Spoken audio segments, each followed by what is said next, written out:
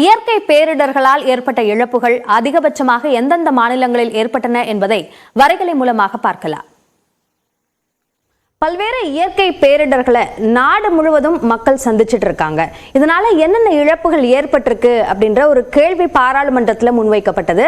அதற்கு மத்திய அமைச்சர்கிட்ட இருந்து ஒரு பதில், எழுத்துப்பூர்வமான பதில் கிடைச்சிருக்கு. அந்த அடிப்படையில் 2024-25 இந்த நிதியாண்டுல நவம்பர் 27ஆம் தேதி வரைக்கும் ஏற்பட்ட இழப்புகள் அப்படின்னு பார்த்தோம்னா, ஒட்டுமொத்த இந்தியா முழுக்க ஏற்பட்ட அந்த உயிரிழப்புகள் என்று பார்த்தால் அந்த எண்ணிக்கை 2803 இருக்கு.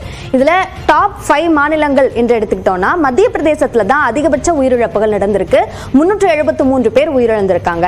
இமாச்சல பிரதேசத்தை பொறுத்த வரைக்கும் 358 பேரும், கேரளாவில் நம்ம பார்த்திருப்போம் அந்த நிலச்சரிவு ஏற்பட்டது, ஸோ அதுல 322. அது மட்டும் இல்லாம மற்ற பேரிடர்களால் ஏற்பட்ட உயிரிழப்புகளையும் சேர்த்து 322.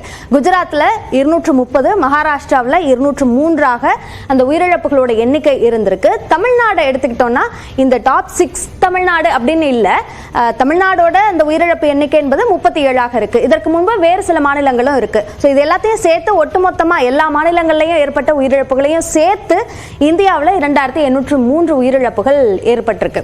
அடுத்ததாக அந்த கால்நடை உயிரிழப்புகள் அப்படின்னு எடுத்துக்கிட்டோம்னா, அதோட மாநிலங்கள் டாப் மாநிலங்கள்னு எடுத்தோம்னா அந்த எண்ணிக்கை வேறாக இருக்கு. அந்த அதிகபட்ச உயிரிழப்புகள் நடந்த அந்த எண்ணிக்கையில தமிழ்நாடு 5வது இடத்திலேயே இருக்கு.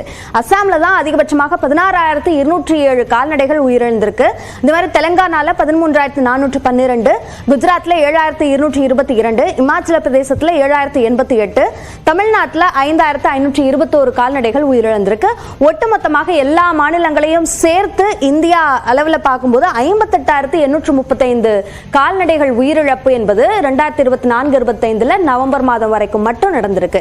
அடுத்ததாக வீடுகள் இழப்பு அப்படின்னு பார்த்தோம்னா, அஸ்ஸாம்ல தான் அதிகபட்சமாக இருந்திருக்கு. 1.57 லட்சம் வீடுகள் சேதமடைந்திருக்கு. அடுத்ததாக திரிபுரா 67,487, மணிப்பூர் 29,639 வடகிழக்கு மாநிலங்களாக இருக்கிறத நம்ம பார்க்கலாம். அடுத்ததாக கர்நாடகாவில் 21,967 வீடுகள் இழப்பு சேதம் என்பது நடந்திருக்கு இயற்கை பேரிடர்களால. குஜராத்ல 20,741. இந்த டாப் 5ல தமிழ்நாடு இல்ல, டாப் 6 தமிழ்நாடு இல்ல. இதற்கு முன்பு வேறு சில மாநிலங்களும் இருக்கு. தமிழ்நாடுல ஏற்பட்ட வீடுகளோட சேதம்னு பார்த்தோம்னா 870. ஒட்டுமொத்த இந்தியா முழுக்க 3.48 லட்சம் வீடுகள் சேதமடைந்திருக்கு.